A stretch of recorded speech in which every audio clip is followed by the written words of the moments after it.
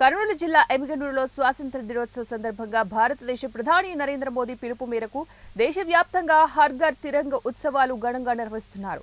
ఇందులో భాగంగా ఎమ్మిగనూరులో municipal commissioner Gangireddy ఆధ్వర్యంలో 200 అడుగుల జాతీయ జెండాతో విద్యార్థులు సోమప్ప సర్కిల్, గాంధీ సర్కిల్ వరకు కూడా పెద్ద ఎత్తున ర్యాలీ చేపట్టారు.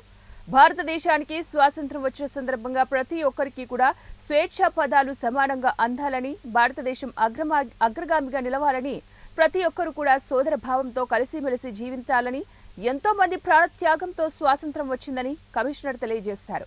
ఈ కార్యక్రమంలో మెప్మ సిసిఎం జయవర్ధన్ అలాగే మరియు ఎన్సీసీ విద్యార్థులు కూడా పాల్గొన్నారు. ఈరోజు ఆగస్టు 15 ముందుగా స్వాతంత్ర దినోత్సవం సందర్భంగా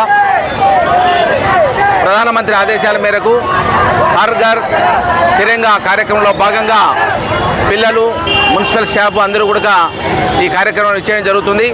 స్వాతంత్రోద్యమంలో అందరూ పాల్గొని భావి తరాలన్నటువంటి భవిష్యత్తును పాటుపడాలని అందరికీ ఆదేశించడం జరుగుతూ ఉంది. కాబట్టి ఎంతోమంది త్యాగదనులు మన దేశానికి స్వాతంత్రం తెచ్చి దాదాపు 200 సంవత్సరాలు పోరాడి తెచ్చుకున్నటువంటి స్వాతంత్రాన్ని మనమందరం కాపాడవలసిన బాధ్యత ఎంతైనా ఉంది.